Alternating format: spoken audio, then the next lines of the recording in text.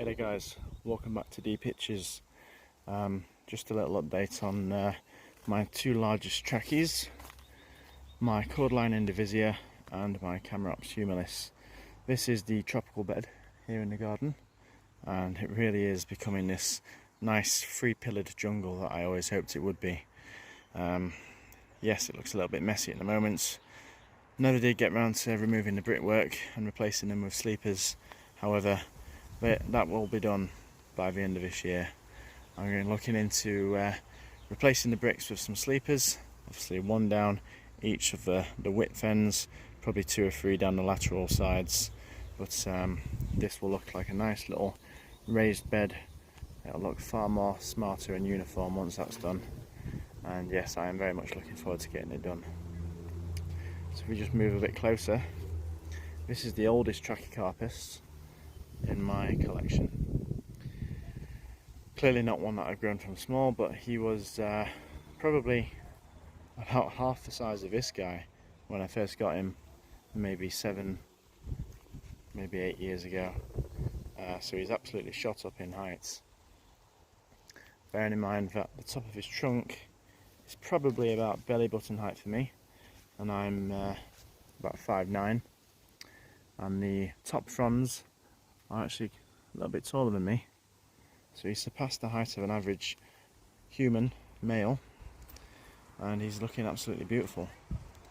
Trunk has really thickened up,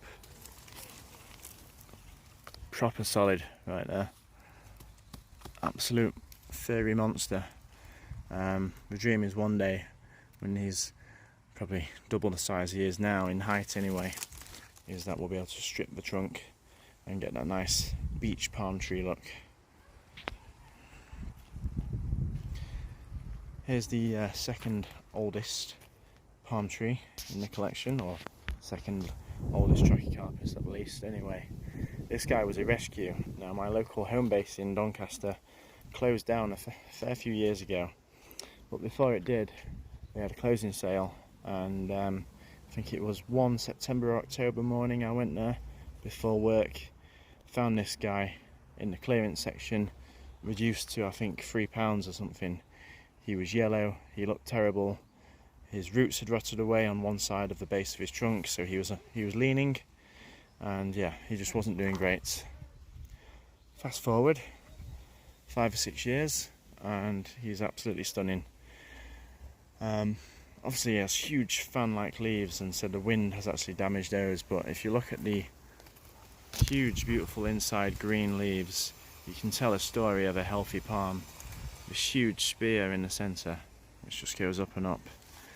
It really is a testament to looking after your plants, giving them the right soil, watering them, feeding them, and just giving them what they need. He's catching up to his older brother right there.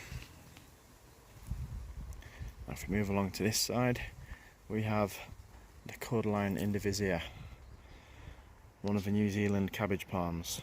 Clearly not a palm tree, however it gives that same effect, doesn't it? Beautiful tropical looking tree. This guy's clearly the tallest of the 3 pillars, and it just adds a little bit of variation to my 3 pillars dream of a tropical look in this bed. How annoying, whenever I make a video, everyone in the neighbourhood starts talking and using power tools and motorbikes and things. Anyway, here we are. Nice big thick trunk. Can't even get my hand all the way around him now. Really looking nice and woody and healthy. As you can see, I've stripped the trunk recently. I always just kind of keep on top of it, stripping away these little bits as they turn brown. I like to have a nice cascading effect where you have the full leaves, the chopped leaves, and then the stripped trunk all the way down. Please do ignore the false acacia. This guy's grown here from seed, and I'm actually going to dig him up this winter. Can't bring myself to kill such a beautiful tree, so we're going to dig him up, pot him up, and plant him out for the wildlife somewhere, maybe down the canal or my local nature reserve.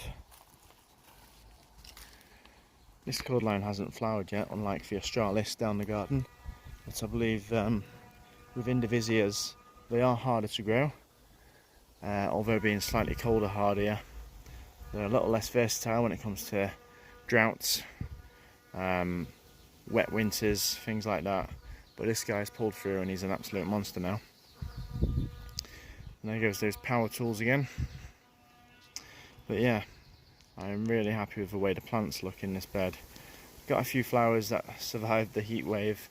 Got some Aloe striatula cuttings in there. Oh, and I almost forgot my Chamaerops humilis, European fan palm. When I got this guy, he was just a couple of leaves sticking out of the soil, no trunk to speak of. If we look down here now, he's got this beautiful long one, probably foot long, maybe. No, not a foot long, maybe 3/4 of a foot long trunk now. He's got so many pups coming off of him that I've stopped trying to clip them. He clearly wants to be a bushy little Chamaerops instead of a straight trunked version, so that's fine. We'll just let him grow how he wants to. But yeah, he's looking great. He's really enjoyed this hot Mediterranean-like weather, as that's where he's from. If we look at the nice, freshest, newest leaf, that classic Chamaerops white dusting on the inside of the frond, absolutely beautiful. More power tools, that's great, isn't it? Earlier this year we emptied the old compost heap, replaced it with a compost bin, which looks far smarter, and all that compost was put on top of this bed to give the palms and cordyline a good bit of nutrition, a little bit of a mulch, and a bit of insulation. So they are liking that. Cannot wait for these guys to get even bigger and see how they all turn out. Perhaps in the future, when I do get the sleepers, maybe I'll just extend it down to the hedge and have it coming forward, maybe curve it off, have a curved bed, who knows, be able to fit some more things in there that way, rather than have a rectangular island, which used to be a vegetable patch, hence the shape. Yeah, but we'll see what happens. For now, the plants are doing great, growing large, and loving life. Cheers for watching, guys.